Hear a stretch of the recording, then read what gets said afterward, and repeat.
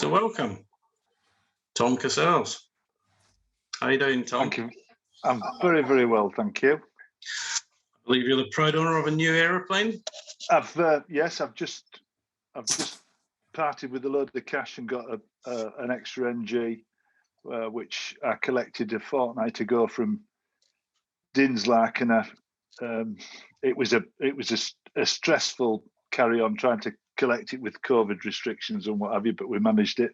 At one point, we thought we were bringing it on a truck because that looked like the only route, but eventually we got it back. It's just getting a wrap now, a sponsor's wrap, and I collect it tomorrow from Norwich. So, very good. So then it's running in process. So the aircraft we'll see you standing in front of in the picture there is someone else. It's gone. It's Steve Bakhtiari's bought it. It's no longer in the colours. It's plain white again. Oh, okay. But Steve's got it, and he'll be competing in it this year, and I'll be watching him fly it. So. Oh well, good luck. Good luck with that, Steve. I know you're on the call somewhere.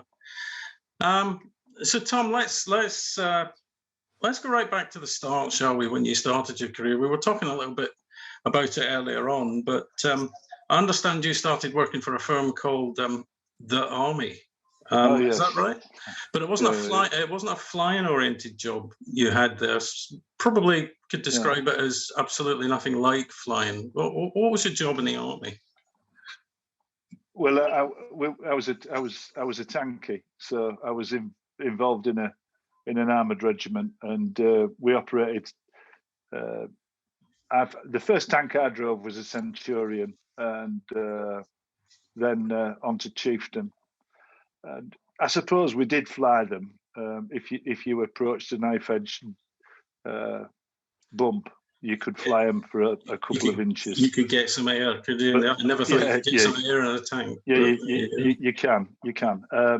What sort of size engines a tank got? I mean, must be something like a Chieftain, though. The Cent had a Meteor engine, which was an unsupercharged Merlin, so it was 27-litre petrol that had a big 4-barrel carb. That if you had the air cleaner off and you revved it, it'd suck your bury off your head. the intake was so strong, and that was doing about 600 horsepower, and I think it used 7 gallons to the mile.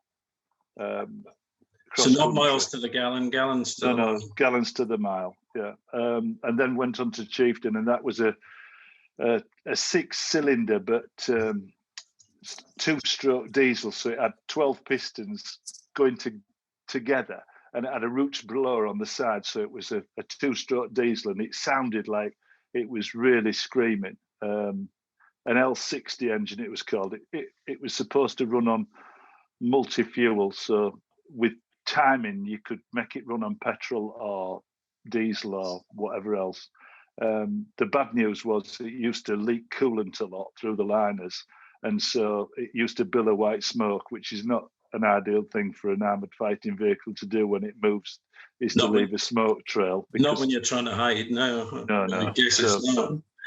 But so nothing to do with aviation in the Army then. So where did you get your interest in aviation? The first time I flew was in a Wessex 5, and that was for island training. And during the time in Armagh, I did fly in the back of a Scout helicopter and also Super Pumas. But the first fixed wing I flew in, took off. I never landed in it. It was a Dragon Rapide, and that was at the Joint Services Parachute Centre at Netheravon. So I made a number of takeoffs and no landings out of a Dragon Rapide. I left the Army, and then a friend of mine, Steve Shaler, joined the Army Air Corps, and he'd been in the regiment with me. And while I was a civilian, he said, "You want to do a PPL?" And I went down to Middle Wallop where they were finishing the training, and there was a lot of buzz with them all flying helicopters, and they said, "Do you want to do a PPL?" So that's what I did in '83. I did a private pilot's license at Sherburn Aero Club, and then did a twin rating and an AMC rating, night rating, and did all the riding about. Then we bought an Islander, the company that I was in, and we dropped parachutists at Topcliffe with this Islander. And during the week, it was then leased out to Air Furness that were running papers out of Manchester to the Isle of Man and to Belfast. So how does the Islander perform as a parachute aircraft? Is it got good climb performance when it's full of piston? gas, right? I mean, the piston you'd go to 10 grand and back at Topcliffe in about 30 minutes, but when there was wave blowing in Yorkshire, and everybody that's flown in Yorkshire will know that a lot of gliding gets done in Yorkshire by wave that's created off the Pennines. When there was wave bar running, we could reduce a 10 grand lift to 20 minutes because you'd go up in the lift and come down in the sink. So yeah, and it'd carry 9 parachutists. And I did about 1,000 hours on the parachute aeroplane, and that's where I got into aerobatics, really, because I was dropping one of the Red Devil team at an air show, and I saw Pete Clark fly the Firefly doing a display, and when he landed, the parachutists were packing, and we were going to another drop, and I said, "Can anybody do that?" And he said, "Yeah." And I did some lessons with Pete Clark, and then the first beginners I did was at Breeton back in '92, and I was lucky enough to win the beginners, and I think I came about 8th or something in the standard in the Firefly. That's how it all started, really. And then how did you talk us through how your journey through all the competition levels, what aircraft you flew? So you started in the Firefly. Yeah, I rented a Firefly off Jim Tucker and Pete Clark, which is now Go Pub. I can't remember the reg what it was when I was flying it, but I think I've seen that up at Sleep, I think it is, or it was anyway for a while. Yeah. So that aeroplane, I did standard. I finished the standard year in '92. Then in '93, I did standard and intermediate, and I won both, I think. And then I bought a Zlin 50 at the tail end of '93, and started to do a few advanced competitions. And in '94 at Wickenby, I won the nationals in the Zlin 50 at advanced level. I believe Mark Jeffries was the unlimited level champion that year. And after the Zlin 50, I sold the Zlin 50 and got involved in a Sukhoi 29 with a chap from York, Pete Shan. We both flew the Sukhoi 29, and we had Nikolai Timofeyev come across. So I did training with Nikolai in '96 in preparation for the World Championships in Oklahoma, which I did that in Len Purry's Sukhoi 31. Len died that year, but the team continued and went to Oklahoma, and we were all lucky enough to fly his aeroplane. Barbell let us, all of us, fly it. So Steve Jones, Alan Cassidy, Nick Horn, myself, and there was Louisa Knapp flew her extra that competition. So it was the Sukhoi was the first unlimited level aeroplane that I flew in. I did compete at unlimited in the Zlin 50, and I was the first unlimited flight. I was second to Diana in the known program, but the wheels came off after that because it was I was still fairly new to it, so the unknowns didn't work well for me in the Zlin. Yeah. So what year did you move to the Cap 232 then? 1998. And why did you choose that? Well, when I was learning with Nikolai, he taught me to snap really. Did Timofeyev, and it was incredible to fly with in the 29. And I said to him, I says, Nikolai, how long will it take me to learn to fly the Sukhoi? And he said, it will take 10 years. And I says, why will it take 10 years? He says, because it took me 10 years. So it was quite a challenge to fly the aeroplane. It was very physical. The 29, we were snapping the 29 at 280 kilometers indicated.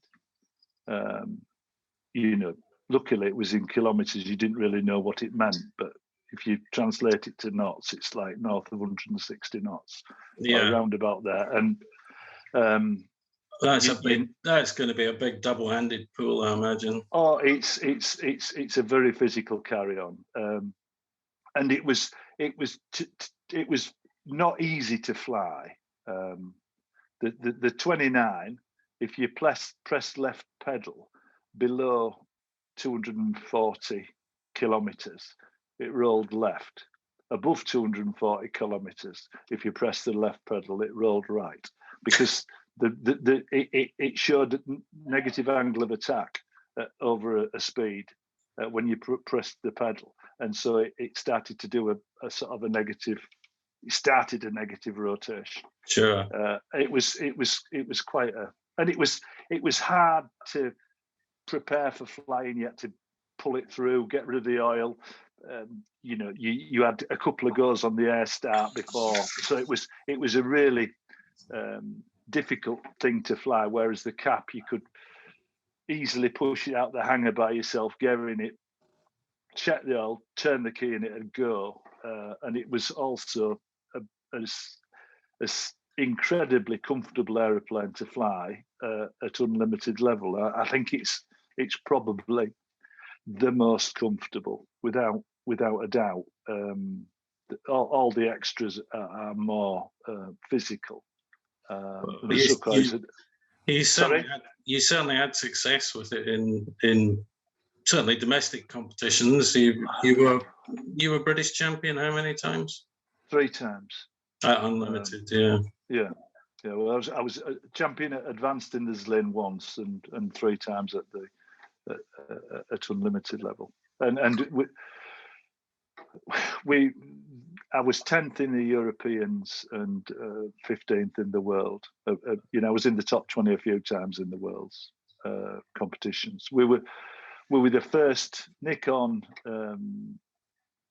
and Gerald and myself were the first medal-winning team at unlimited since the Bian Cotter Trophy, which was Neil Williams, Black, and Riley. They won a Bian Cotter Trophy bronze, but us 3 won a bronze team medal twice at unlimited. So yeah, it's quite an achievement. I mean, it was the preparation for an international competition. I mean, how does that differ? Working as a team, working abroad, how does that differ from domestic competition and where you're just really flying on your own as an individual? I mean, does it differ, your preparation, or? I think yeah. When I was competing, earlier, probably my best year was about 2005-ish, but I didn't start as a boy. I started. I was quite old before I even started doing Aeros. So, but the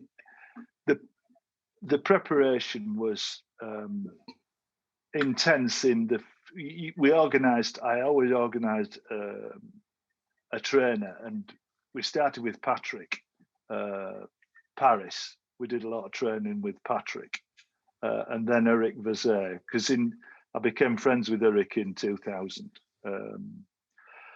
and in 2000 when he won, he said that he would train us, and he did all the way through. So we were flying as a team, and you were thinking about it all the time, and we'd do 3 or 4 camps a year at various places, and usually a camp before the competition, and it was pretty full on, to be honest. It's from a financial point of view, time point of view, effort, physical. We were popping headache tablets, because you do end up with pains. Yeah, sure. I mean, we heard from Dave Farley in the first one of these about his first experience of an international competition and how much he felt it was very much a team effort, especially when you have things like free unknowns, and you have to really build them together. Dave was saying, and I think yes, for sure, it's very much a team event, and you become very close to the people that you're flying with, and rely on each other. So sure. It was another thing we've heard from certainly some of the guys that have been in the intermediate team, but advanced as well, is that the ferry flights are often the first time they've ever flown a light aircraft abroad, and that's really quite a challenge when you're faced with that for the very first time. You must have been to many European competitions for the UK. Have you got some memorable flights you can tell us about? The competition stuff, we'll talk about the display stuff later, but yeah, I can tell you a memorable event. I'll not mention the other pilot at the moment, but we were as a pair going towards Groningen, and we were heading for Lithuania, and we got over the North Sea, and there was some fluffy clouds appearing below us, and it sort of covered the sea, and then there was clouds above us, and we were in between the layers, and I was the only one with an artificial horizon, so we started to let down, and it was it's a challenge, because the weather is always you can be caught out with weather, but we've done Lithuania 2 or 3 times. I've been to Spain 3 times, and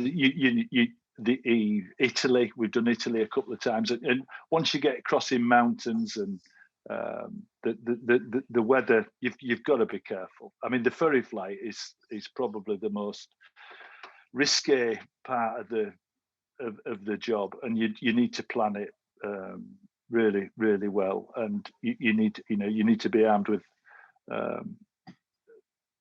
Sky Demon. I would recommend Sky Demon, really, because the airspace needs to be watched, and it's not as the airspace in Europe doesn't seem to be as friendly as it does in the UK. There's lots of areas that you have to circumnavigate. So yeah, the ferry flying is a challenge, but I enjoyed the ferry flying, and I've done 1 or 2 long ones. So yeah, absolutely. We'll come on to talk about a massive one you did a few years ago, but sticking with competition for the moment, what kind of things personally do you find difficult? I mean, how do you remember such complex unknown sequences when you're at an event? Well, yeah. I try I try and memorize the sequence, and first of all, I walk through it. This is how I learn it. I'll memorize the walkthrough and not really think about anything except the figures. And once I've got the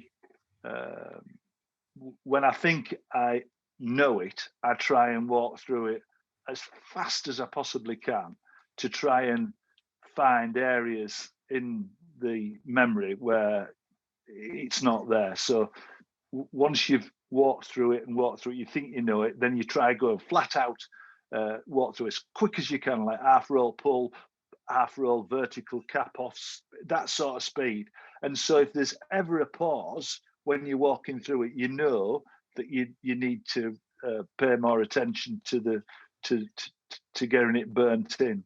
When you've got the sequence totally burnt in, you've then got to look at each figure in minute detail and start to think about the positioning and where you're going to put the figure for the wind. And you know, when I was walking through, you had to walk through on a plain box because if you orientate yourself other than the box and wind, and you start thinking about where the power station is or where the runway is or anything else, if there's a wind change the following day, everything is, you know, going to be out the window. So try and, when you're learning a sequence, to just do it on an absolutely plain box with various winds. And so you spend a lot of detail, minute detail on each part of the figure, the radius, the line, the rotation, where it's going to end up, where you position for the next figure, whether you want to be sliding or angled off, you know, and in great detail. So learn it fast, then in great detail.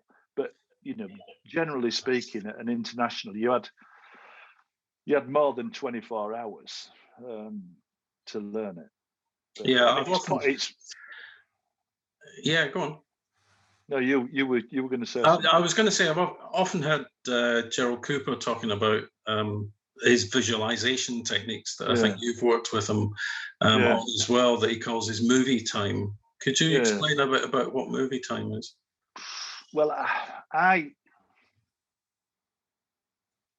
the flight's like a tape deck. If you imagine you've got a tape and you've got the tape head, and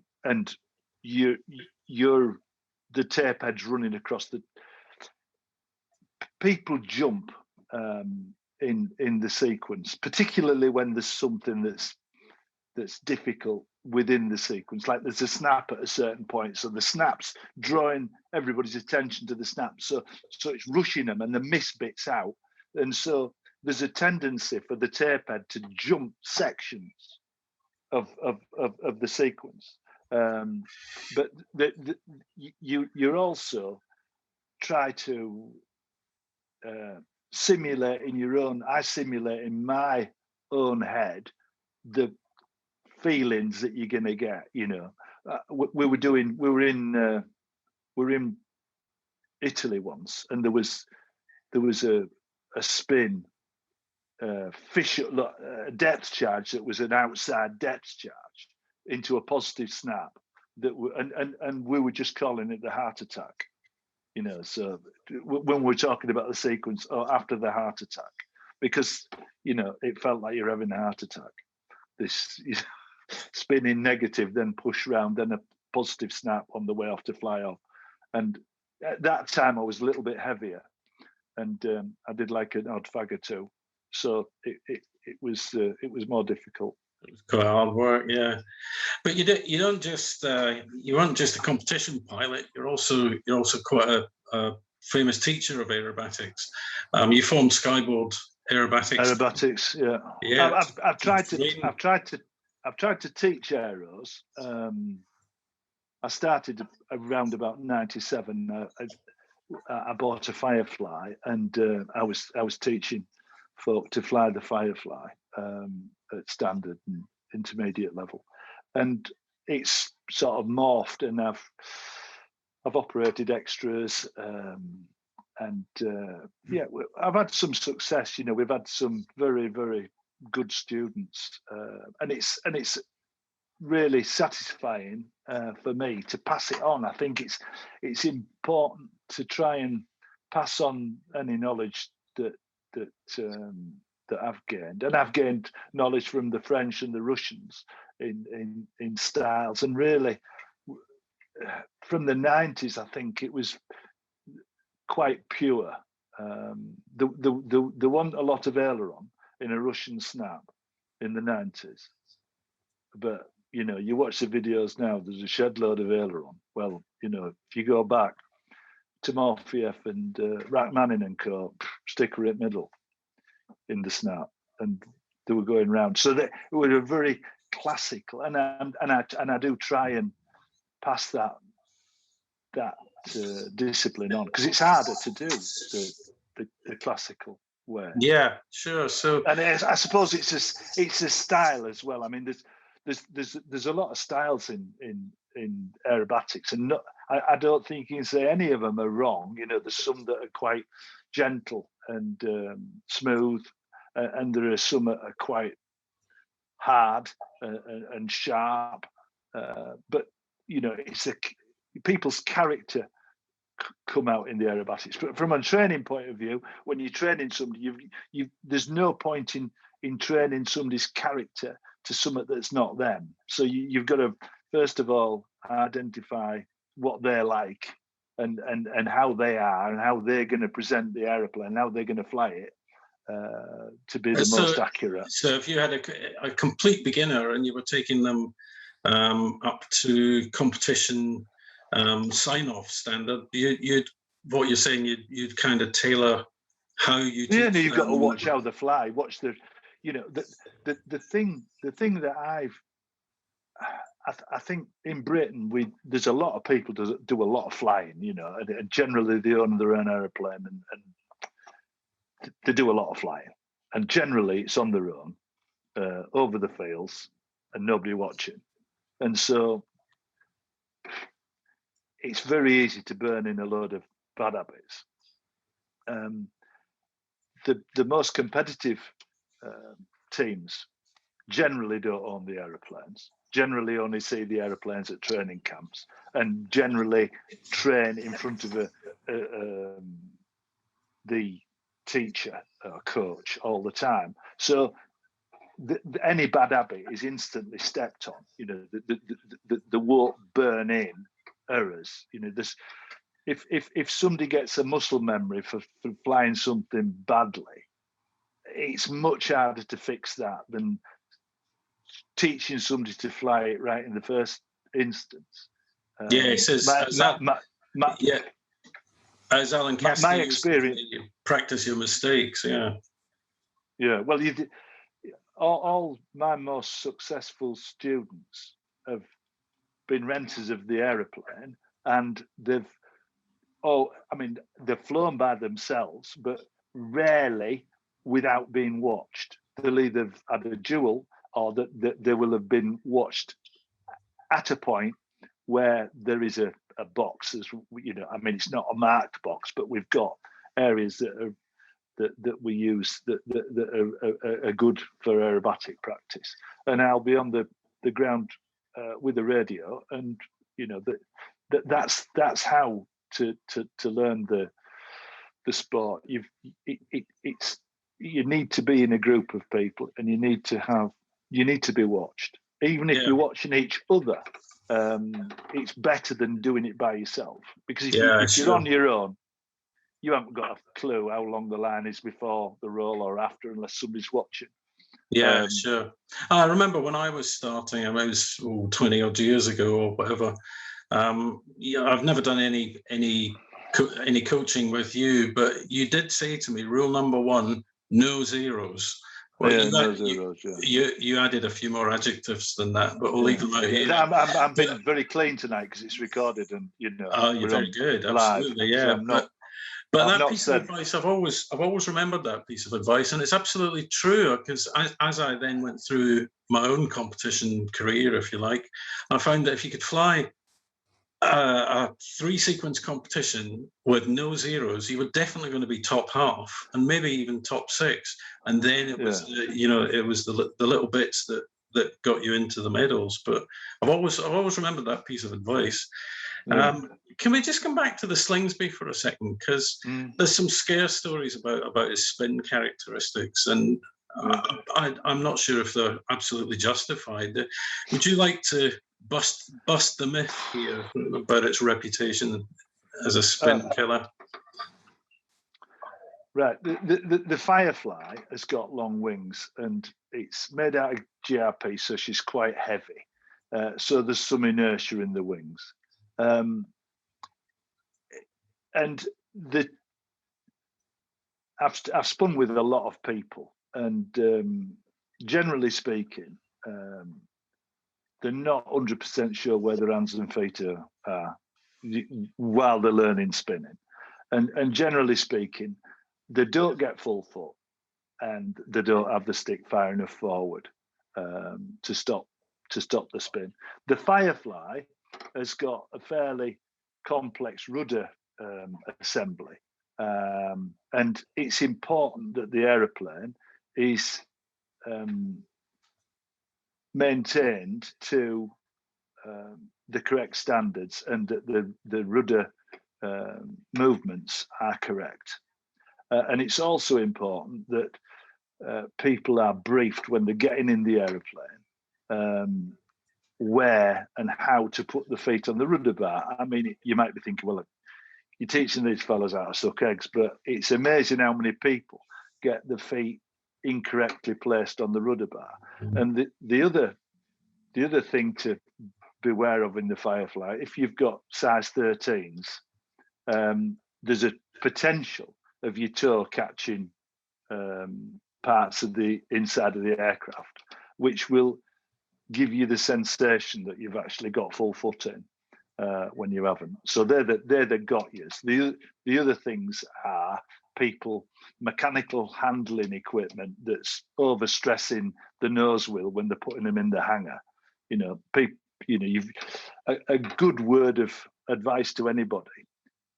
Aeroplanes are real easy to damage on the ground by pushing it wrong place or arriving. I mean, they're meant to be moved about in a piece of air, not bolted to the back of a wagon with engine bouncing up and down, or the tail being pushed by somebody. So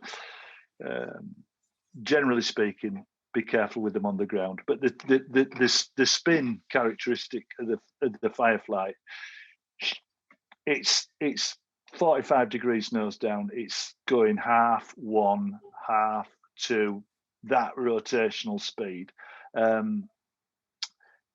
Up to 3 turns, it's 180 degrees for it to stop. So if you're on south and you're spinning and you put recovery in on south, it's going to come out more or less north before it's done 3 turns. Right after it's done 3 turns, it's going to double to 1 full rotation. But it's quite interesting. The cap, the extra, the cap 10, they're all, when they're incipient, it's 1/4 of a turn to stop. Once they're established, it's half turn.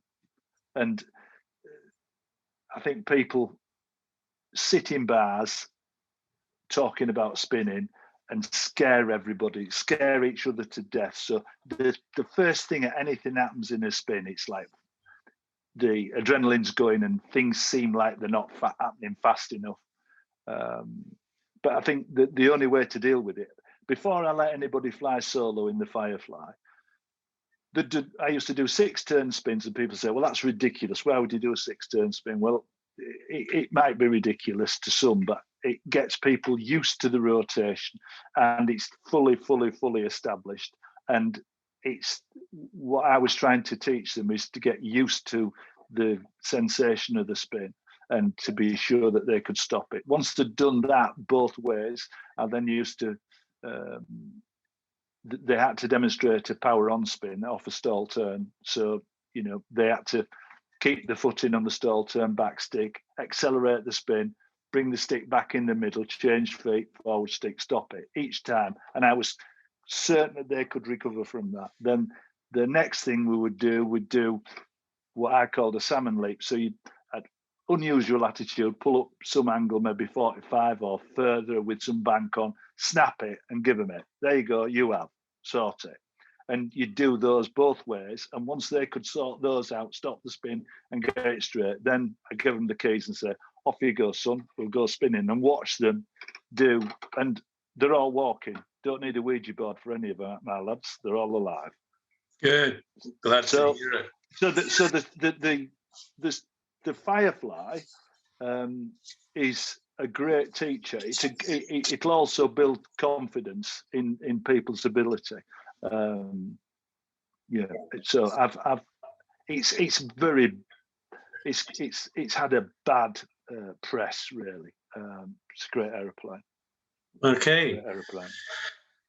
So let's move on and talk about your display flying. I mean, there's the old adage that the difference between display flying and competition flying. Display flying, you get paid and everybody tells you how good you are. Competition flying, you have to pay for and everybody tells you how bad you are. But you gained your display authorization and went on to become a display pilot. What attracted you to display over competition? It seemed a natural progression, and it was quite interesting. And you got to do some interesting venues and fly at some interesting places. That was the thing for me. But it's not.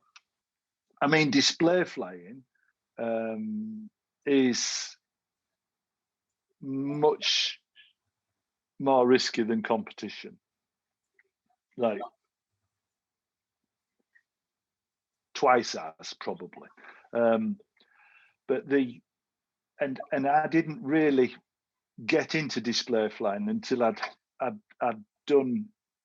I'd been flying the Sukhoi and I'd been flying at Unlimited before I did a DA, and having got my DA for the first couple of years, I was still very nervous. Down at 500 feet, and during the Unlimited flying, it was 300 feet took years to get used to being at 300 feet. But now, I'll lead a four-ship down to 100 feet, and they've all got mental amounts of trust in me. But because I'm the only one looking at the ground. But the display flying was you can't really display without a full knowledge of aerobatics. I don't think. I think to be a display pilot, you need to be able to fly the aeroplane really like you walk. Or I'm talking to you, I'm not thinking about it, you're just doing it. So the flying of the aeroplane's got to be second nature, and the rest of your mind's got to be where the crowd is, where the threats are, to survive. Because there's no, it's not just your mistake in display flying. Sure. And you've also done some flying for TV. Most memorable for me would be your appearance on Top Gear. Yeah. Well, I sent Jeremy Clarkson an email when I was sliding in the cap, doing sort of that out of the cockpit, saying that I might beat the Stig, and immediately Andy Willman came back and said, "Yeah, I want to do it." So went down to Dunsfold and we did the race. It was interesting. There, look at Parker there. I've got some beef on. When was that? Was that 2009? Was it? Or no, I'm not sure. 5, maybe 6. Not sure. So was it done? Sure. Was it done as one race? Yeah, one take. Dave Evans stopped the event because we'd got permission to do this, and Dave Evans was in the CA at the time, and he was watching the event, and we were tearing around Dunsfold, and it wasn't so much of a race as pointing the camera at the car more than, and little bits of other stuff. But he stopped the proceedings, and I got a royal bollocking from Dave. But that's another story. I hope he'll probably watch this on YouTube. So. Yeah, that must have been a fun day out. But I suppose it was quite interesting. But on the first day, there was a famous actor, and I'm trying to remember his name. It'll come back to me. I'll go back to it. No, it was a television. It's for telly. It was trying to get everything in the same shot, and make it fun. I wasn't accelerating flat out, so I could keep the car in the shot. It was television. But the other thing about television, if anybody ever does any television work, they'll try to get you to fly through a bedroom window, and you'll say, "Well, that's dangerous," but they'll say, "Yeah, but it's good telly." So you need to be very careful. And the other thing is, people, once television cameras are on, people tend to be a little bit more leery. I become, in display flying, I become Captain Sensible, really, because I'm never going to do the lowest inverted pass, because there's people out there that are on a different level. So I just become Captain. I become Captain Sensible and be very. You've got to be, you've got to be careful. Yeah, I remember airshow legend Brian McCartney saying that he was going to do something that not many professional display pilots got to do, which was retire, because the accident rate used to be quite high. But as an airshow pilot, you were the formation leader of the Global Stars team. Yeah. How did that come about? How was that team started? Well, it started. Mark said, "Do you want to do some?" And we went to India. I think it was in 2014. And we did a pairs gig in India in 2014 in Begumpet near Hyderabad, and it sort of morphed from that, really. Ended up flying in India. I think we've done 5 or 6 trips in India, several in China, Australia, all over. I mean, it was an incredible journey, but like all things, I mean, I don't really want to go to China and India anymore, and so we've just started a little pairs team, Michael Pickin and I, where we're just going to do a bit of a Bonham Jones-esque pairs show. We'll all look forward to seeing that, I'm sure. But we'll miss the Global Stars. But the flying a 4-ships, like flying a DC-3, really. So you roll in at the same speed as a DC-3, and you're pitching, and you've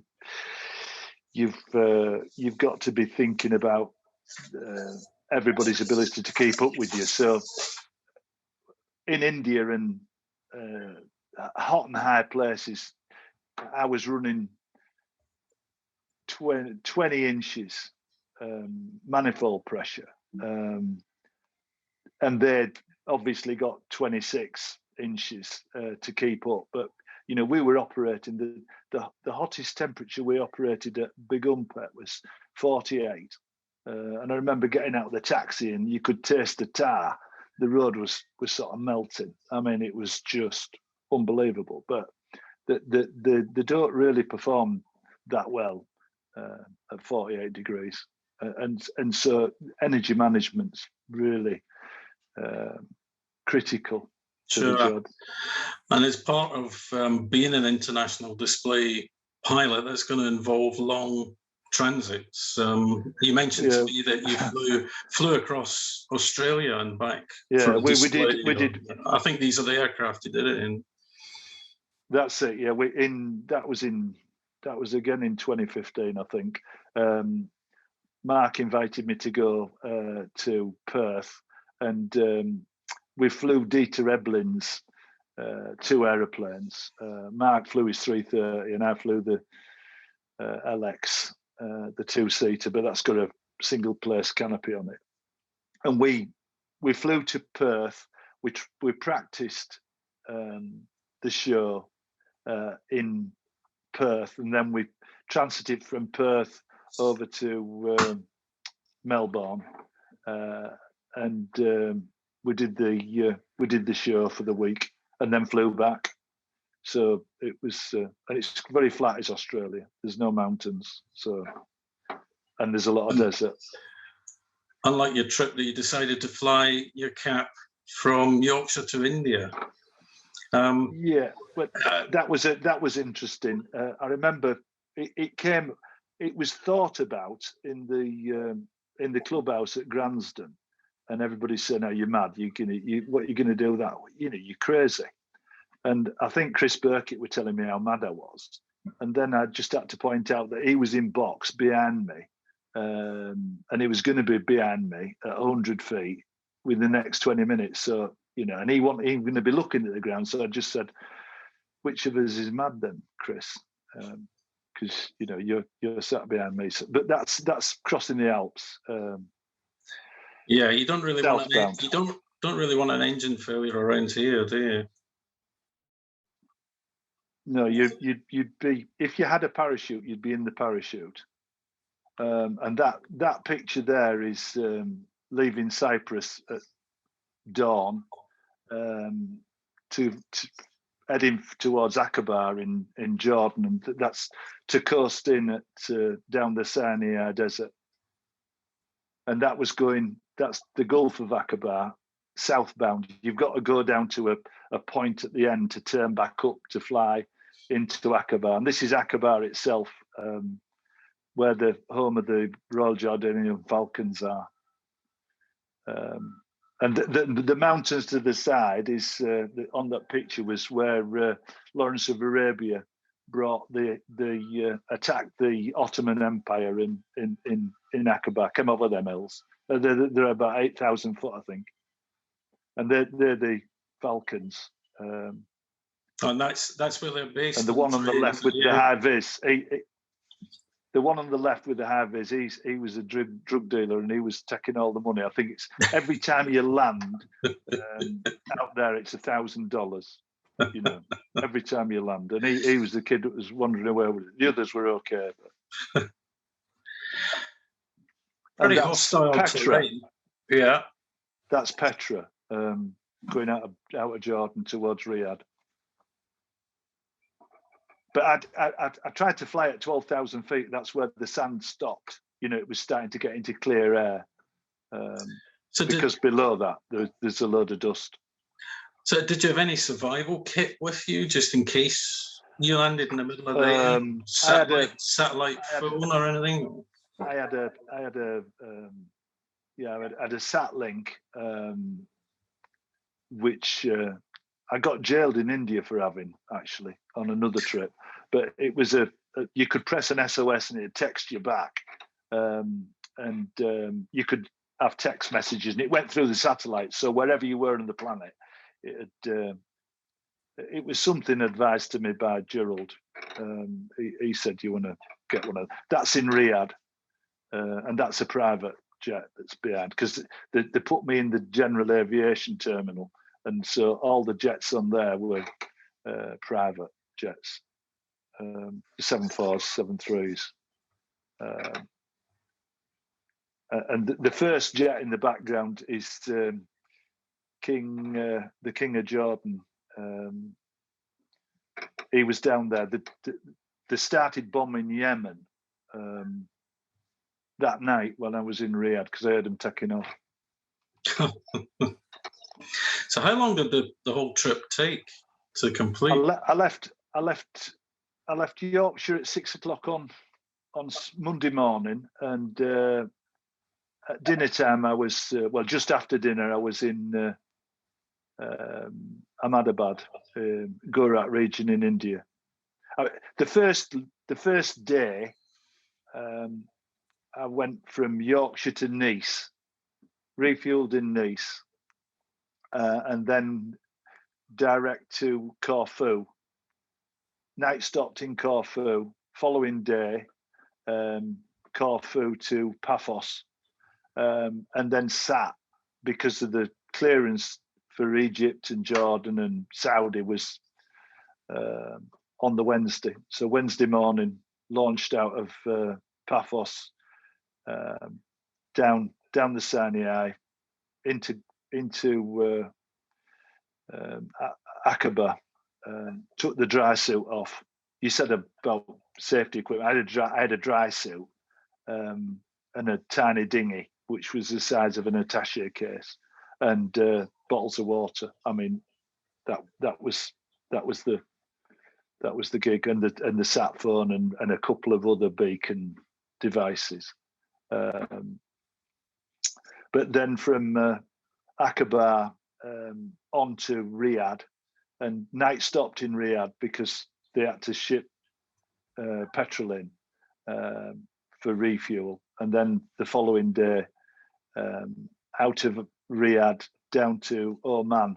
But the thing that people probably don't quite get, that once you get out of Europe, there isn't A to B flying anymore. You're following airways. You're not deviating. You've got to follow airways, and your flight plan is like an IFR flight plan, but it's VFR. So you're going down the airway at a different level.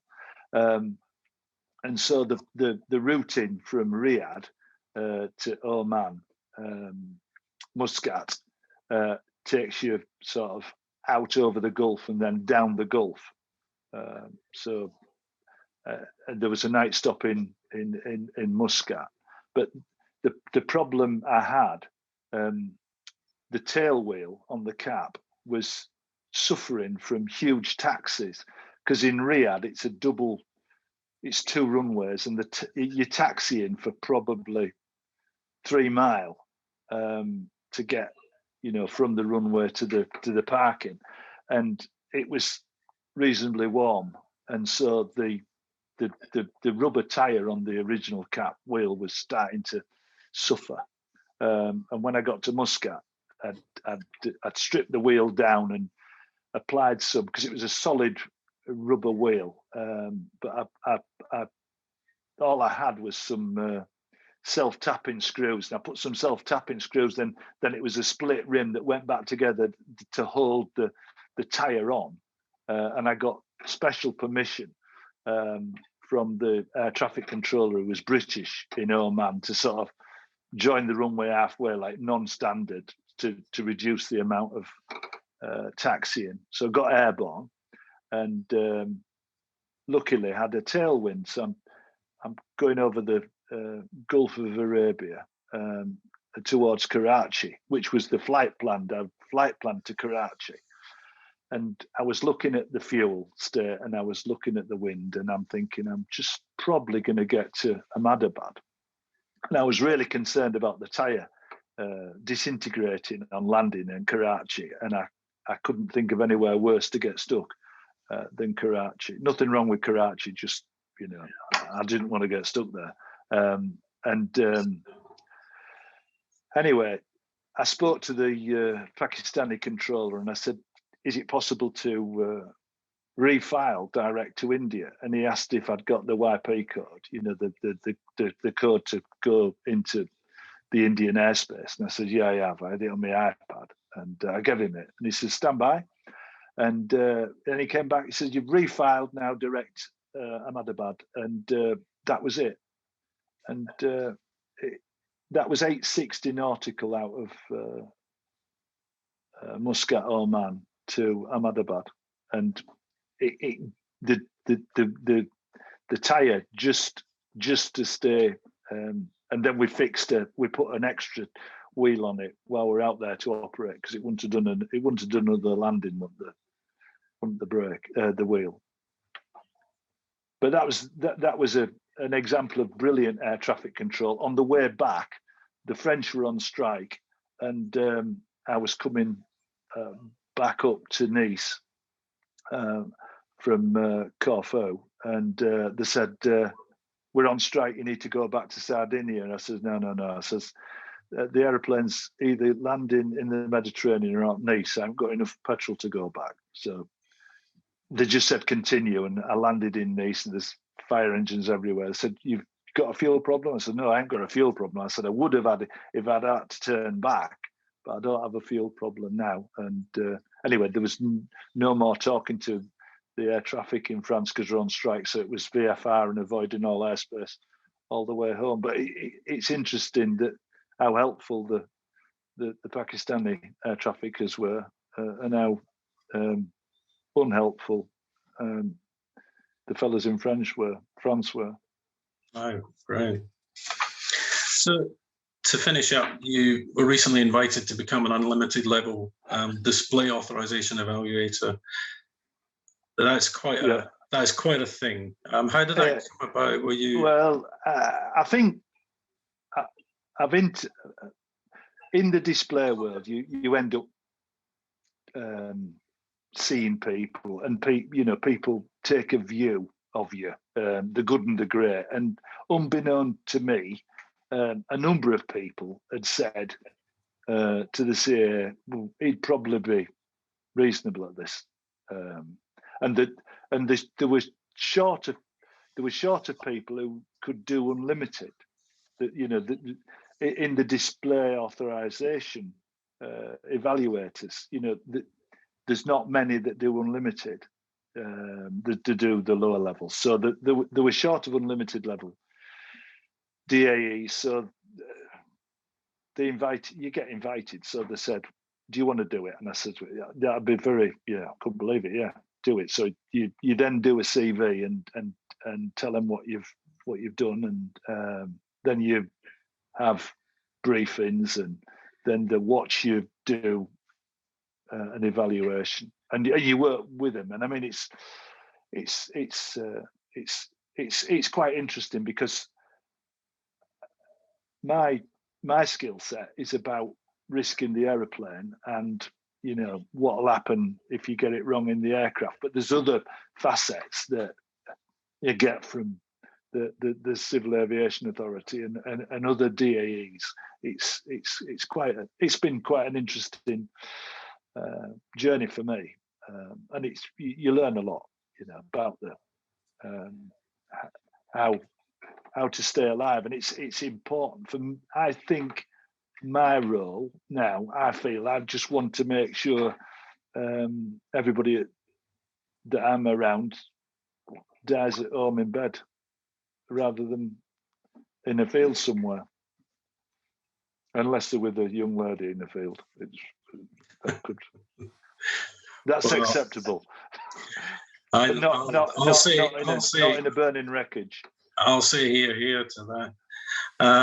It's been most interesting and pleasurable talking to you, Tom. I'm sure some people out there have got questions. If anybody wants to unmute themselves and jump in with a question, I think we've probably got a little bit of time. Any volunteers? Well, I'm not going to. Can you hear me? Yes, we can hear you fine. I've no questions. I just wanted to congratulate you both on a splendid show. It really is fantastic. I know there's still some time to go yet, but I have really enjoyed it. He's a regular David Parkinson, isn't he? Michael Parkinson. Michael Parkinson. Yeah, don't say much, but just get some going. So Michael. Yeah, well, yeah. Tom was a nice guy. He's not only nice because I bought an airplane from him years ago, but we kept in touch, and he's always been very helpful for we simple, modest, low-level flyers. So well done, both of you. Congratulations. Thanks. So I'm sure there's got to be some questions out there for Tom while you've got him. They're all too shy. I've got one. Hey, Tom. Hello. Who is it? It's Steve. Oh, hey up, Steve. Drum kit. Drum kit. Yeah. Right, this one isn't as big as my lad's drum kit, by the way. But go on. No, I know he's probably got the real deal. So on your trip to India, I've never asked you this. Obviously, thankfully you've replaced the engine since I bought it. Yeah. What did the sand and the heat do to your engine on the cap when you flew over to India? Was there any lasting effects? Well, as I said, I tried to keep above the dust. To give you an idea, we did a show in the Gobi Desert, Mark and I, and you've never seen prop blades as clean. You know, the aluminium strip at the front of the prop, it's the cleanest they'll ever be. It's just erosion, and on the wing sights and everywhere, if you run your finger over the wing sights, there was the tiniest powder, really fine powder. It's not a good job. It gets everywhere, and there's no air cleaners on them, so it's not a good. I won't be going there in the NG that I've just bought. Trust me, that is not going anywhere near a desert. I've done the deserts. All right, cool, good to know. Thanks for the talk. You've got a brand new 580. I've got a new engine. Yeah, I'm happy about that. I'm glad it's not the one that went to India. Anybody else got any other questions? Yeah, one from me. Tom, after lots of time in the Cat and the Sukhoi, can you sum up the new extra a little bit for us? NG, incredibly easy to roll accurately, builds energy. If you're flying an aeroplane and you don't exceed its cruising speed doing aerobatics, you're going to maintain or stay or climb a little bit. This aeroplane level indicates 195 knots. It's nearly 20 knots quicker than most other single seat similar engine types. It's very, very fast level, and you know, I think it'll hold energy well. I flew the demonstrator.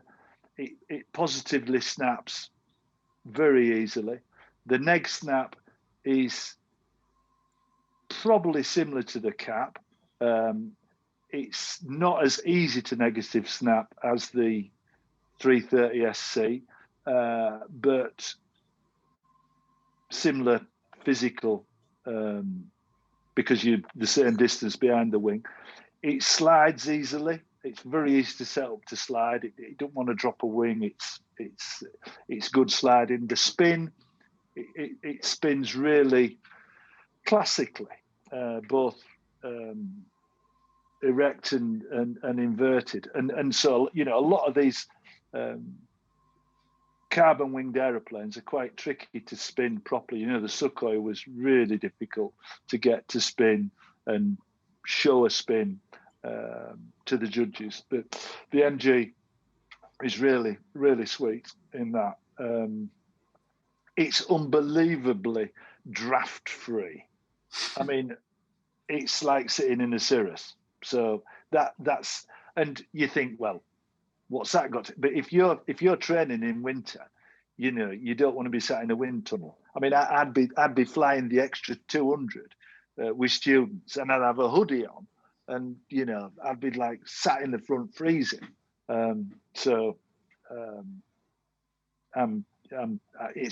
It's a lot more comfortable and very easy to land as well. I mean, it's one of the easiest extras to land.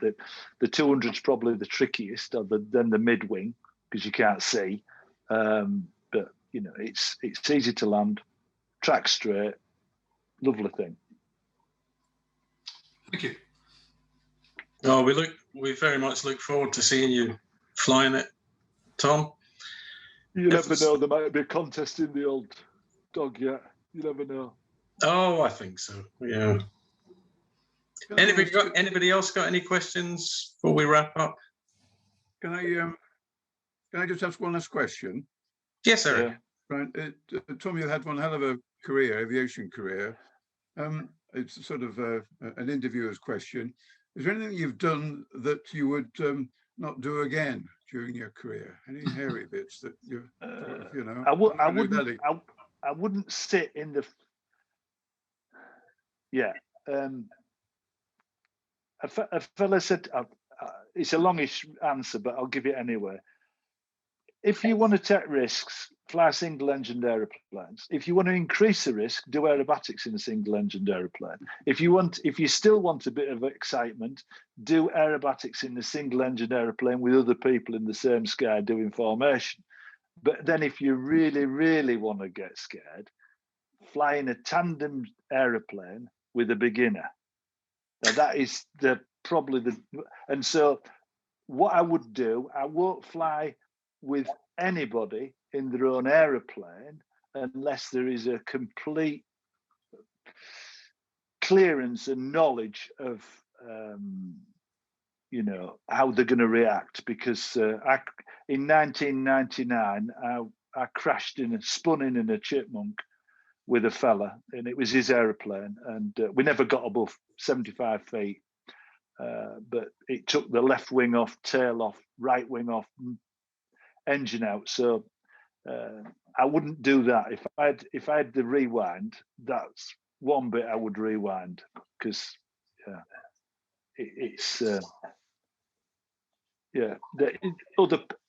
people in their own aeroplane teaching them. There's a particularly in tandem, it's difficult. I mean, I would never put people straight in an extra without having a side by side until I'd flown with them, because you don't know how they're going to.